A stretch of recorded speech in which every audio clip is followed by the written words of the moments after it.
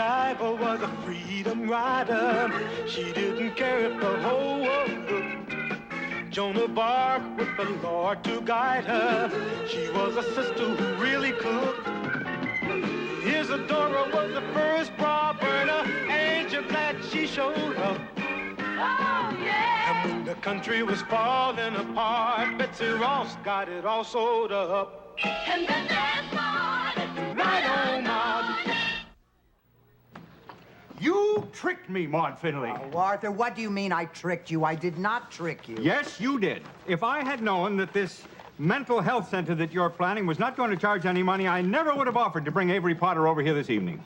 You have put me in a very embarrassing position. Oh, come on, Arthur. A free mental health clinic is probably the most worthy cause I've ever tried to raise funds for. And a philanthropist like Avery Potter will be delighted to contribute money.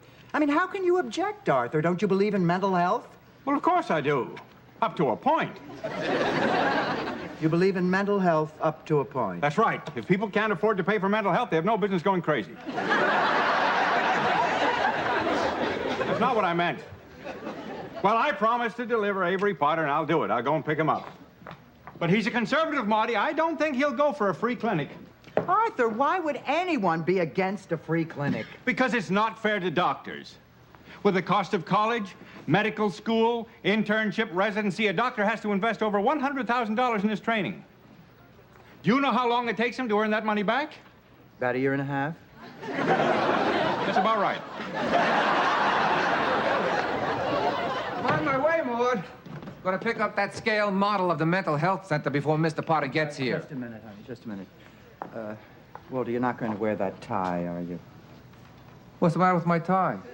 It's a very expensive tie, Maud. Look, it's got Oleg Cassini's name written all over it. Walter, my cousin Marshall is going to be here any minute. Take off the tie. Maud? Walter, Marshall is a very well-known lecturer and writer. Now, I have not seen him in a long time, and you have never even met him. I don't want him to think that my husband sells vacation property on TV. You're ashamed of me, Maud. That's why you invited your intellectual cousin Marshall in the first place. You think he's going to impress Mr. Potter, and I won't. True. Oh, come on, honey. Now, Marshall is a very well-known expert on popular culture. I mean, he's written countless articles on America's need for heroes. Heroes? Heroes. Now, Mr. Potter, being a self-made man, is bound to be impressed by someone like that. You think Marshall is better than me? Oh, honey, come on. You're comparing apples and oranges. I mean, Marshall is a well-known historian, lecturer, and a brilliant writer, and you are an orange. Okay, Maud, I'm going to pick up that scale model, but I'm not going to change my tie. Oleg and I have nothing to be ashamed of. Hello. Oh, Walter. What a spiffy tie. Thank you, Vivian. Oleg Cassini. What's he running for? Maud, is your cousin Marshall here yet? Oh, no, he should be here any minute. Oh, and Arthur is picking up Mr. Potter. Oh, well, here are those cards I typed up for your presentation for Mr. Potter. Thank you, Vivian. You're so sweet. Oh, listen, did I tell you that because of all the work I've done, the committee has asked me to pick a name for the mental health center? Really? What are you going to call it? The Maud Findlay Mental Health Center. I think that's appropriate. Thank you. Sure, if they're going to put up a building for crazy people, it's only right they name it after you. You know something, Viv? Charity work always brings out the vicious side of you. Yeah. That's probably Marshall. Now, this is truly a gifted man. Vivian, you're in for a treat.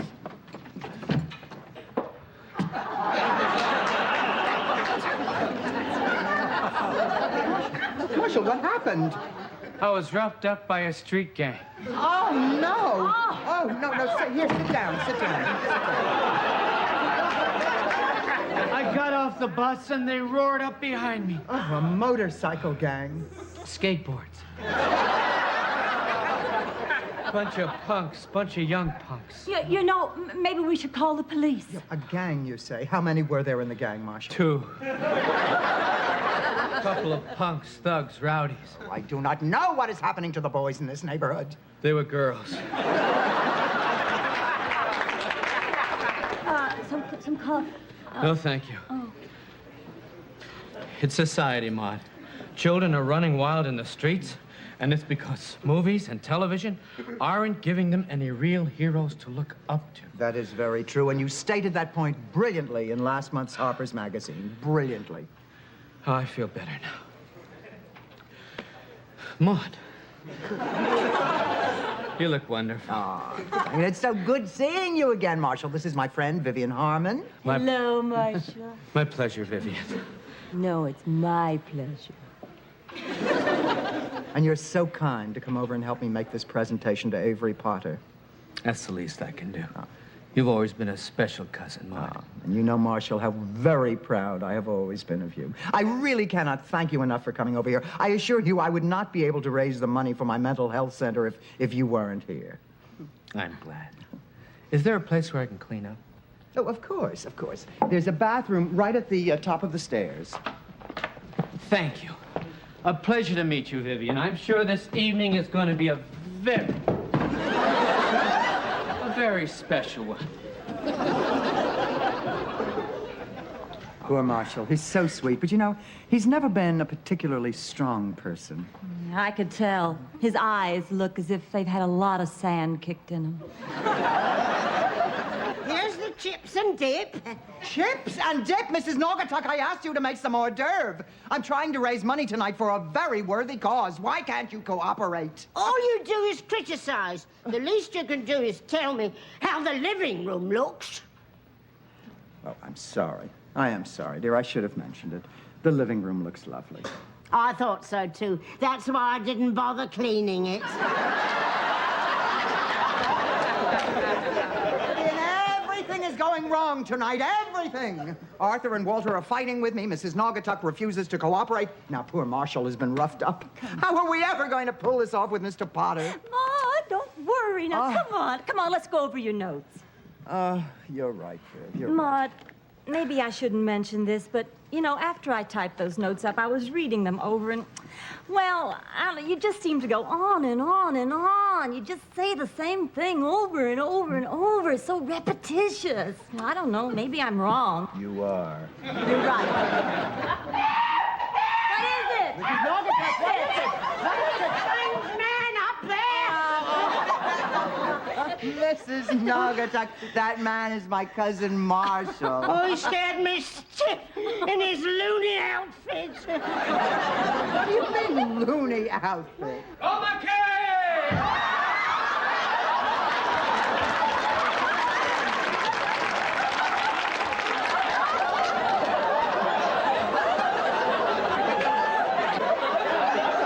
be alarmed, ladies.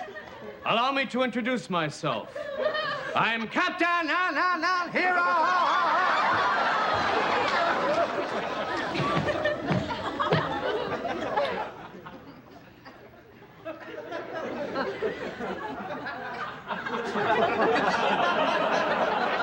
Marshall, what are you doing? Marshall, you're mistaken, tall lady. I am Captain Hero, defender of the weak, champion of the oppressed. My task is to fight those who destroy our nation's security. Oh.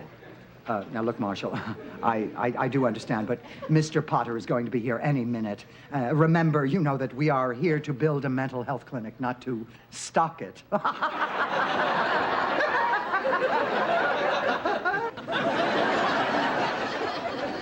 I've seen reactions like yours before. However, once you have witnessed my superhuman powers, you will agree I'm telling the truth. Allow me to demonstrate. With my high-power X-ray vision, I find it difficult to see in small rooms.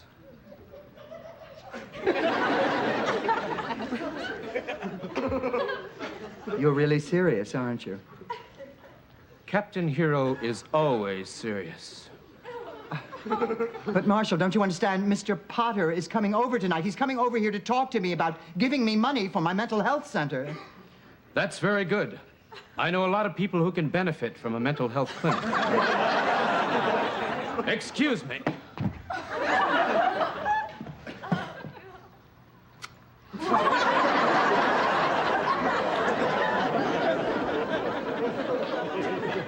Marshal, what are you doing? I'm about to demonstrate the killing powers of this finger. The tree in front of your house, there's a man behind it. There is. Easy! Not so fast, curly-haired lady. That's a dangerous man. But I don't see anyone behind that tree. Of course you don't. You don't have X-ray vision. There's a man behind that tree.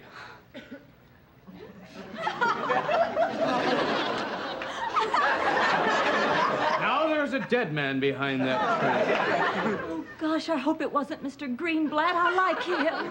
Silence! But I'm scared. Don't worry, neighbor lady, as long as I have the safety catch on my finger. I'll worry until he has a net over his head. Naugatuck, please. Vivian. I'm sure that Captain Hero is not here to harm us. I'm here to defend you. Evil forces are at work out there, and I want you to all do exactly as you're told.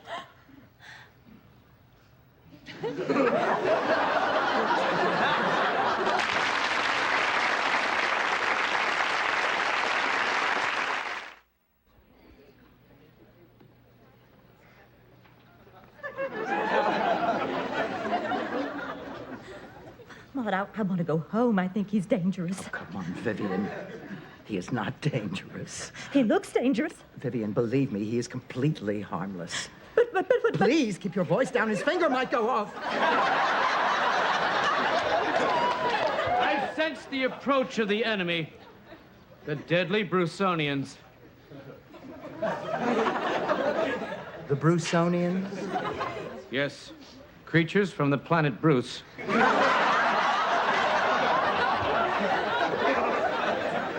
Of course. I'd better secure the doors.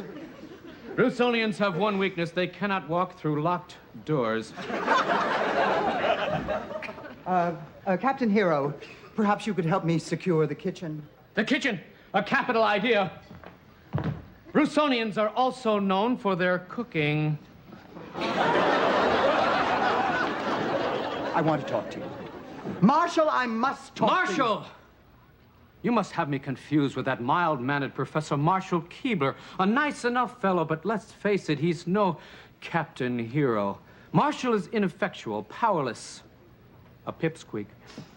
Nevertheless, I like Marshal very much. Just the way he is, and I wish he were here right now. Could you help me bring him back? Please. Oh, what good would it be? He couldn't even defend himself against two girls on skateboards. I would have creamed them. Oh, Captain Hero, Marshal, darling, you need help. Can't you see that? Yes, I know I need help badly.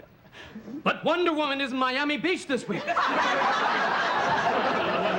is someone here? With your permission, Captain. I'll secure the back door. Oh, will you look at this, Maud? Don't you think they did a wonderful job? Walter, thank God you're back. We have a problem here. Walter, you've got to get that man out of here. I think a banana dropped off his tree. What are you talking about? Stand right where you are, or you're a dead Brusonian. I beg your pardon? Captain Hero, it's all right. This is my husband. I'll be the judge of that. Ola Cassini. I'm sorry, Mr. Cassini. I didn't recognize you. Nice tie. Thank you, Captain. You know, for a minute, I thought this guy was crazy. You better put this away. No need for it. Now, it might go off by mistake. Your finger goes off? Yes. Captain Hero, tell me, do Brusonians ever make themselves invisible? Only the lazy ones. Why? Well, I think I saw an invisible Brusonian up in the bedroom this morning. This is a job for Captain Hero! The rest of you, wait here.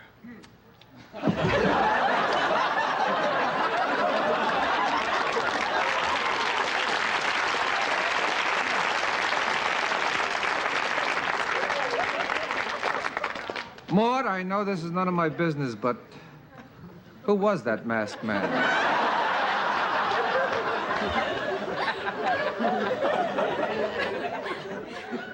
Oh, Walter, that's my cousin, Marshall. That's Marshall? That's the brilliant, intellectual, dignified cousin Marshall, and you were worried about my tie? Please, Walter, this is no laughing matter. Now, we have to do something about him before Mr. Potter gets here. Well, let's call an ambulance. They ought to take him away. Vivian, I can't. He's my cousin. This is a very delicate situation, and it has to be handled delicately. Mr. Potter is going to be here any minute. Mrs. Naugatuck, go upstairs, get Marshall, and then take him into the den. Oh, no. Mrs. Naugatuck, my entire mental health center is at stake. Don't you realize we have a millionaire coming over here, Mrs. Naugatuck? A millionaire! Why can't I take him in the den? All secure upstairs, no invisible Bruconians. I'm afraid you're letting your imagination run away with you.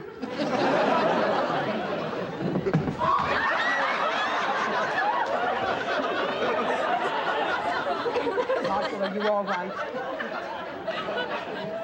I'm fine, Gray Lady. Listen, Captain Hero, we have a serious problem in the den. It's the television set. We have reason to believe that deadly rays are emanating from the television set. We're also having trouble with our horizontal hold. This is a job for Captain and Hero. Over here. Yes. No. There, Captain. Of course. Captain, through the door. Obviously. Mrs. Naugatuck, please go in there and keep him occupied. I don't want to. Mrs. Naugatuck, I am ordering you. I haven't watched television, anything. Very well, middle-aged fat lady. Fire her like that if I didn't owe her money. Such a brilliant mind. How could this happen? That's probably Arthur with Mr. Potter. Oh, Vivian, keep your fingers crossed. Well, here we are, folks. Everybody's favorite millionaire. This is Walter Finley. Mr. Potter? Finley. Of course, you know my wife, Vivian. Hello again. And this is Maud Finley. How do you do, Mr. Potter? Keep your hand over your wallet, Avery. We just walked into a room full of thieves and Democrats. You're being redundant, Arthur. Well, I've done my little duty. I'll be toddling along. Avery's in a very good mood. He just read about a cutback in the food stamp program. Bye, Avery. Now, Mrs. Finley, I've read all the literature you sent me on the mental health clinic. I'd like to get this over with just as quickly as possible. Oh, of course. You have another engagement. No, but there's an all-star football game on TV at 9 o'clock. I have to watch it. Well, this will only take a moment. I just have a very few notes here. Please, Vivian. There is a desperate need in Tuckahoe for a modern, well-equipped, well-staffed mental health center. People shouldn't feel the need to keep a member of the family hidden away. They shouldn't be embarrassed or ashamed. Instead, they should place them upside down on a meat rack in a moderate oven. Vivian, what is this? One of my recipe cards. Oh, now, Mrs. Finley, there's no need for this lengthy presentation. Let's get down to basics. Now, how much money do you need? Well, with the contributions we have already received, we are shy about $100,000. $100,000. Yes, but Mr. Potter, think of the marvelous facility your money will be paying for. Of course, you know it's going to be a lot bigger than that.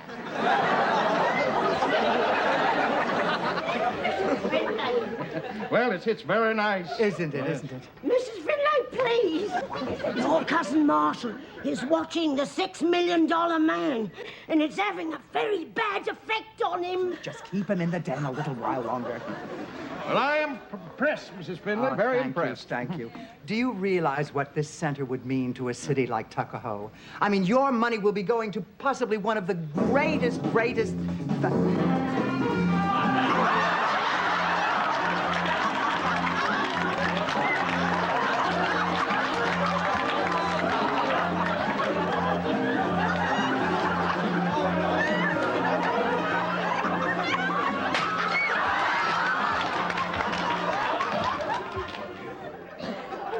Fear not.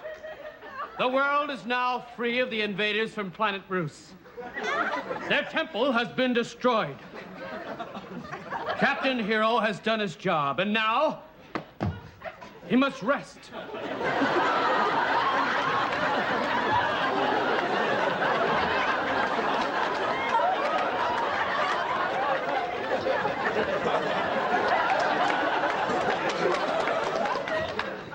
Now, Mr. Potter, picture, if you will, a two-story building with 50 beds and... Wait a minute. Is this a joke? Is this all a joke? I'm sorry, Mr. Potter. I'm very sorry. That man is my cousin, Marshall Keebler. We had no idea of his condition, or we never would have asked him over today. Vivian, we better see if Mrs. Naugatuck needs any help. Well, what is wrong with him? No, I don't know. I think he's trying to live out a fantasy. He's not willing to face reality. Don't you realize, Mr. Potter, that he is exactly the kind of person who could be helped by this center? I don't approve of fantasies. I'll admit that Marshall overdoes it, but Mr. Potter, don't we all have fantasies? I mean, look at people who play with citizen band radios and pretend they're truck drivers. And you know, is Marshall really so different from a group of grown-up men I've heard about?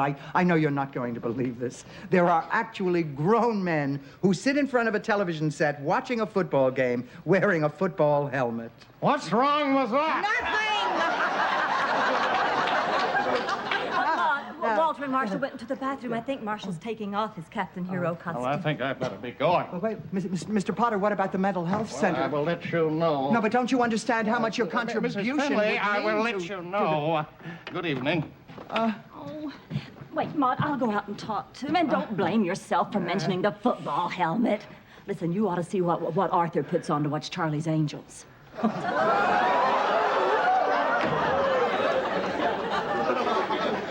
Oh, I blew it. I blew it. Finlay, Marshall would like an aspirin. I'm sorry I dozed off like that, Maud. Is Mr. Potter here yet? Marshall, are you all right? Of course. Except for this headache. Poor man. He doesn't remember a thing. Poor man, he doesn't remember a thing. Why don't I take you upstairs, Marshall? I think you could do with a nice rest. From all that flying, he's probably got jet lag. Watch that step. Walter? I'll be out in a minute, Maud. Walter, Mr. Potter's gone, and I don't think we're going to get that contribution. Oh, that's too bad. I'm sorry. I'm going to call Marshall's family. They should know about this. Maud, I just had a nice little chat with Mr. Potter, and I think we've come up with something. Oh, Mr. Potter, you mean you're still interested in the center? Well, possibly. Where's your cousin? Oh, he's upstairs. He won't be down again. Good. He makes me nervous. Now, Mrs. Finley, if you can deliver on the promise Mrs. Harmon made, I will give you your money. Oh. Well, of course, Mr. Potter, of course. Anything. What did you promise, Viv? Well, Maud, Mr. Potter didn't quite like the name that you'd picked out for the clinic, so I promised him that if he'd give us $100,000, you'd come up with a better name. But, Vivian, what could possibly be a better name than the Maud Findlay Mental Health Center? The Avery Potter Mental Health Center. I like that! Good, I'll write out that check. There's just one condition. Yes. Not one word about the football helmet. Mr. Potter, I just can't thank you enough. Maud, come here. Not now, Walter. I mean, you have no idea what... Please, Walter, what the city of Tuckahoe will do because... Captain Hero!